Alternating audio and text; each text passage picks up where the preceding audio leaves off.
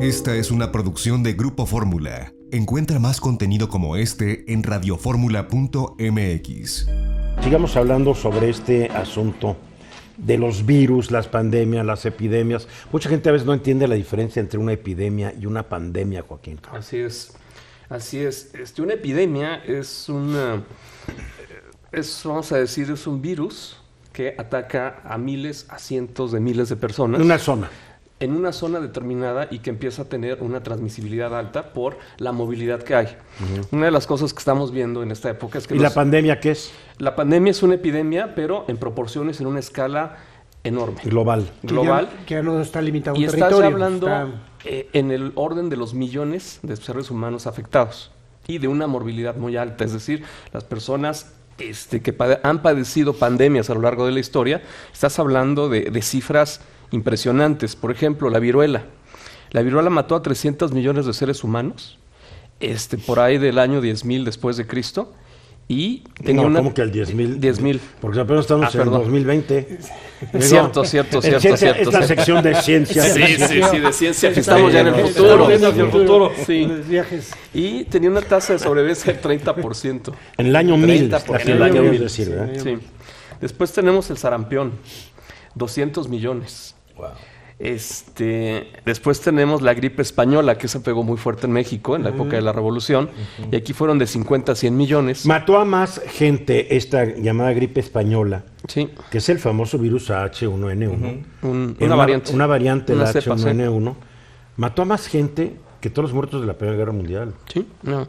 Es impresionante. Entre 50 y 100 millones, y se llama gripe española porque España fue el primer país en dar a conocer los síntomas y en identificar el problema. Después tenemos las pestes bubónicas o pestes negras, que han matado a 75 millones de personas. Muy medieval, ¿no? Sí. Muy del medievo, sí. Sí. Oye, es curioso, la peste bubónica dicen que llegó de Asia. Sí. Casi todas estas cosas han llegado de Asia. Con origen en Asia. Sí, qué curioso, ¿no? Después tenemos el virus de inmunodeficiencia humana, el VIH, 25 millones, se considera una pandemia. La plaga del Justiniano, 25 millones, también una variante de la peste bubónica. Que fue la plaga de Justiniano, ¿no? Sí, en el siglo VI. Sí, claro. Y fue causada por una cepa de Yersinia pestis. Tenemos una tercera pandemia, 12 millones, por ahí de 1959. Otra de peste bubónica. Y esta desaparece hasta en 1959. Tifus, 4 millones. El cólera, 3 millones. Y la última que llegó al millón es la gripe de Hong Kong, que nace en 1968. Que es el H3N2, ¿no? Sí. Ahora, no todos son virus, también, otras son bacterias. Son virus. Pero aquí lo que se ha aprendido de este tipo de experiencias y de las pandemias y de las epidemias, pues es que, como bien lo dijo Eduardo hace un momento, no hay gobierno que pueda estar al 100% preparado para atacar una dispersión de este tipo de situaciones. ¿Sabes qué es lo peor? Que un virus, por ejemplo, tenemos cierta inmunidad a un coronavirus que nos da la gripe común. Creo que son 2 o 3 variedades de coronavirus que nos dan la gripe común. Ya tenemos cierta resistencia al H1N1 y todas estas que en el medio mataron, y a principios del siglo XX mató. Y en la conquista igual. Mató a 300 millones. Okay, no más 200, no. No más 300. No más 300. Son cifras estimadas. Pero además, ahorita lo que no tenemos es inmunidad a este coronavirus COVID-19. No lo tenemos, porque es nueva. Acaba de migrar. No sabe ni de qué animal al ser humano.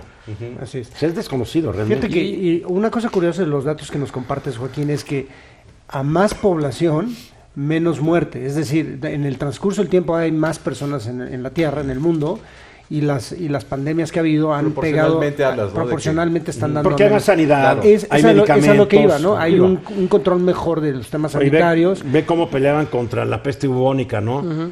Con humo. en vez de matar las ratas que la traían por todos lados. Y los médicos de la peste usaban estas máscaras venecianas con un pico muy largo. Aquí lo que es importante es la capacidad de detección, la definición de la cepa, en este caso del virus que se trate, y el desarrollo de algún tipo de vacuna que pueda ir conteniendo la nube que se va generando a partir de la transmisión de un virus. Y en ese sentido, los planes de contingencia, en términos país, incluyen que los hospitales, pues si no hay suficientes hospitales, pues tienes que recurrir a hoteles. Claro. Y adaptar hoteles como hospitales, por el número de camas. 2, médicos. Necesitas, porque no necesariamente tienes un ejército de virólogos listo para entrarle. Entonces tienes que tener personal capacitado, especializado y protegido para efectos de poder estar en contacto con aquellas personas que ya están enfermas. Ahora, lo que es muy importante es notar que aparentemente la velocidad de dispersión del virus se está reduciendo. Sí. Se está reduciendo. ¿Ah, Si sí? tú ves una tabla logarítmica de cómo los casos, el 22 de junio tenías 580 casos, ¿verdad? El 22 de enero, y el 31 de enero, pues ya tenías, caray, aquí estoy viendo, ya tenías 11.950 casos en menos de, en 9 días. Lo que es... Entonces, teníamos 71 casos el 16 de febrero y ahora tenemos 80,000. O sea, sigue aumentando, pero no a la velocidad o al ritmo que estaba al principio. Claro. Dice que puede ser una buena señal y un ejemplo de cómo están las autoridades en diferentes países conteniendo el virus. La gran interrogante es si China no está diciendo la verdad. Es difícil saber si el origen de los números que proporciona China Sí, claro. son exactos, son correctos, y no porque estemos hablando de encubrimiento. No, sí estamos hablando de encubrimiento, En- no se gana en Star Wars. una primera Los instancia. chinos no se caracterizan Los por chinos ser normalmente son una medio sociedad, un particulares, gobierno muy muy transparente. transparentes. ¿no? Sí, sí. Digo, no, yo creo que está bien que Está quieras bien, quedar está bien con bien. el señor Hay que quedar con- embajador, el pero embajador, no. sí, Con el seguro, señor seguro. Gong o como se llame. Aquí el punto es que si esos números son correctos, bueno, perfecto, pero si no son correctos por encubrimiento, porque no pudieron medir, porque no tenían la información, entonces la escalabilidad, la única forma en la que la vas a poder determinar es en los hospitales. En las personas que están enfermas, las que están estables y las que se van a morir. Claro. Y las que ya se murieron. Y sobre eso, si no hay una vacuna y en el proceso de desarrollo de la vacuna, pues todos los organismos son diferentes. Oye, Trump dijo ayer que ya la va a hacer, ¿no? O sea, ¿Trump? aseguró. Bueno, pues sí. Dice, ya nosotros vamos a desarrollar la vacuna y ya le encargué a tal y cual persona. No, y- qué bueno Sí, que se se le encargó a desarrolle. Pence. Así Sí. es que mira, que Dios nos agarre Así confesados. es, al ¿eh? Porque- vicepresidente. Sí, además. Y el otro gran tema, en el caso mexicano, es la higiene. Es Ese es un buenos tema. hábitos, lavarse las manos. No, pero es el problema de la mayor parte del mundo. Sí, ¿eh? y el ese tema lo de la origen de higiene, mucho que de no estos son Hay virus. El países tema de la que higiene tienen- es sí, realmente ¿no? complicado en todos lados. La India No, tiene un problema. En muy el caso grave ahí. de los chinos, pues por ejemplo, tienen la costumbre de dormirse en las granjas con las gallinas. Entonces, cuando hemos tenido las gripes aviares, que muchas cepas se han generado en China, pues es por la falta de higiene, de la convivencia de los Exacto. humanos con las gallinas. Exacto. Y la última gripe aviar que hubo en México fueron más de 20 gallinas ponedoras las que se murieron y las que fueron sacrificadas por un virus. Ahora, ¿cómo contienes un virus que viaja por el aire, o que llega en avión, o que llega por barco? Es muy difícil. Casi podríamos decir que imposible, porque tú no puedes tampoco calcular las trayectorias de en dónde, cuándo, a qué horas, por qué. La aceleración del crecimiento es lo que estaríamos midiendo, porque hay una elasticidad en ese número que te va llevando a determinar la nube, el número de países, el número de casos, y sobre eso, pues, tener listo el sistema sanitario, médicos, hospitales y todo lo que implica el poder reaccionar y responder adecuadamente ante un virus. Ahora, y Ante los la datos, situación de estos. y los datos de la situación mexicana en términos de salud, de que se está teniendo todos los elementos de preparación para una situación complicada, ¿se conocen? Yo creo que hay una capacidad de respuesta dentro de ese 50% que decía Eduardo, en donde el mundo está reprobado, Sí.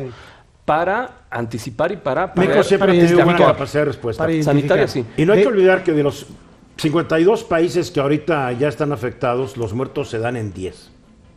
Sí. Los otros 42 países, afortunadamente, todavía no tienen muertos. Oye, en el 2008-2009 México reaccionó muy rápido. Claro. Yo veo a la gente medio dormida. Hay que ¿no? estar listos. No lo sé, no lo sé. Y hay que pasar a esa siguiente etapa de medidas, todavía no. También Pero en hay el que estar 2008 preparados. tenías un gobernante que estaba buscando ser popular por cualquier Así razón, es, ¿no? también.